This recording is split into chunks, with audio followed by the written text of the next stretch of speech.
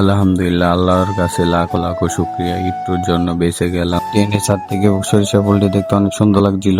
এই সুন্দর জায়গাটা কোথায় তা জানতে হলে ভিউয়ার্স ফুল ভিডিওটা দেখতে হবে। 1, 2, 3 আজকে যাচ্ছি ময়মনসিংহ। ভিউয়ার্স কেমন আছেন? আশা করি সকালে ভালো আছেন। তো আজকে যাচ্ছি ময়মনসিংহ ডাক্তার দেখানোর জন্য। আজকে ট্রেন দিয়ে যেমন, তো চলুন যাওয়া যাক। শ্রীপুর রেলগেট চলে আসলাম, আইসা সাগরের সাথে দেখা হয়ে গেল। প্রায় ঘন্টাখানিক অপেক্ষা করার পর ট্রেন চলে আসলো, তাই ট্রেনের ছাদে উঠে পড়লাম। ভিউয়ার্স কখনো রিস্ক নিয়ে ট্রেনের ছাদে উঠবেন না। আমরা উঠেছি, ভিতরে জায়গা ছিল না, তাই আমরা ট্রেনের ছাদে উঠেছি।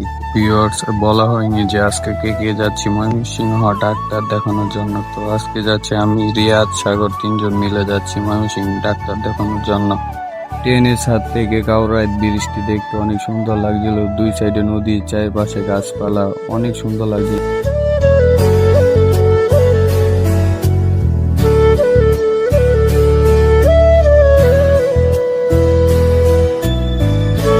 আমাদের বাংলাদেশ যে কতটা সুন্দর, যদি আপনি ভ্রমণ না করেন তাহলে বুঝতে পারবেন না যে আমাদের বাংলাদেশটা কতটা সুন্দর।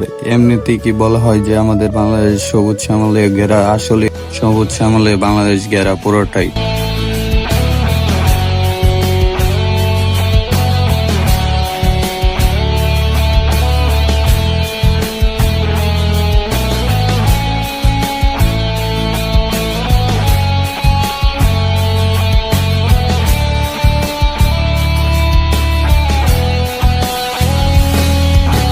ভিউয়ার্স বিপত্তিটা এখানে, আমি ভিডিও করতেছি খেয়াল করি না যে সামনে ব্রিজ আছে আর একটু উপর। আল্লাহর রহমতে একটু জন্য বেঁচে গেছি, তার জন্য বলছি ট্রেনের ছাদও কোনো সময় উঠবে না, রিস্ক।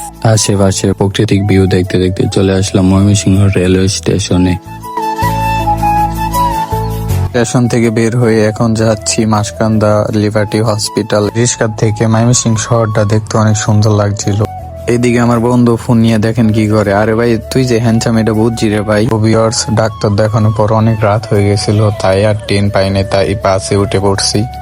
প্রায় 4 থেকে 5 ঘন্টা বসে থাকার পর অবশেষে বাড়িতে চলে আসলাম, কারণ স্কোয়ারে অনেক জ্যাম ছিল, রাস্তার কাজ চলতেছে তাই। তো ভিউয়ার্স আজকের ভিডিওটা কেমন হয়েছে তা কমেন্ট বক্সে অবশ্যই জানিয়ে যাবেন। সবাই ভালো থাকবেন, আল্লাহ হাফেজ।